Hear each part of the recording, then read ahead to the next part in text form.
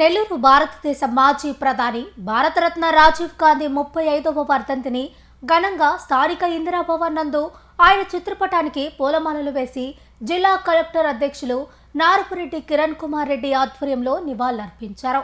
ఈ సందర్భంగా మాట్లాడుతూ దేశాన్ని కమ్యూనికేషన్ పురోభివృద్ధికై బాటలు వేసిన మహనీయుడు రాజీవ్ గాంధీ అని, ఓటు వయసును 18 సంవత్సరాలకు తగ్గించి స్థానిక సంస్థల్లో మహిళలకు 33% రిజర్వేషన్ కల్పించిన మహనీయుడు, దేశం కోసం నిస్వార్థంగా పాటుపడిన రాజీవ్ గాంధీ తీవ్రవాదుల చేతుల్లో దేశం కోసం ప్రాణాలర్పించిన త్యాగమూర్తి అని కొనియాడారు.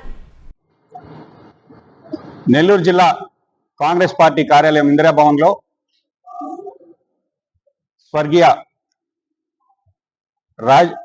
రాజీవ్ గాంధీ గారి 35వ వర్ధంతి సందర్భంగా ఇక్కడికి విచ్చేసినటువంటి కాంగ్రెస్ పార్టీ శ్రేణులకు, అదేవిధంగా మీడియా మిత్రులందరికీ కూడా ధన్యవాదాలు. రాజీవ్ గాంధీ గారు ప్రధానమంత్రిగా ఉన్నప్పుడు ఐటీ విప్లవం అంటే ఇన్ఫర్మేషన్ టెక్నాలజీకి సంబంధించి ఈ దేశంలో పునాదులు వేసినటువంటి వ్యక్తుల్లో రాజీవ్ గాంధీ గారు ప్రముఖులు. ఈరోజు ఈ భారతదేశం ఇన్ఫర్మేషన్ టెక్నాలజీలో కావచ్చు, సాఫ్ట్వేర్ రంగాల్లో కావచ్చు ఇంతలా ఉందంటే ఆనాడు కాంగ్రెస్ పార్టీ తీసుకున్న నిర్ణయాలు, అదేవిధంగా పంచాయతీరాజ్ వ్యవస్థలో సంస్కరణలు తీసుకొచ్చి 73వ 74వ రాజ్యాంగ సవరణలతో సర్పంచులకు అధికారాలు ఉండాలి అని సర్పంచులకు అధికారాలు కల్పించినటువంటి వ్యక్తి కూడా రాజీవ్ గాంధీ గారే. ఈరోజు జిల్లాలో బీర్లు అమ్ముడుపోతున్నాయి. వీటిల్లో 10 రూపాయలు అదనంగా వసూలు చేసిన దానివల్ల జిల్లా ప్రజల నుంచి దగ్గరగా నెలకి 9 కోట్ల రూపాయలు అదనంగా దోచుకుంటుంటే ఈ ప్రభుత్వం చూస్తా ఉంది.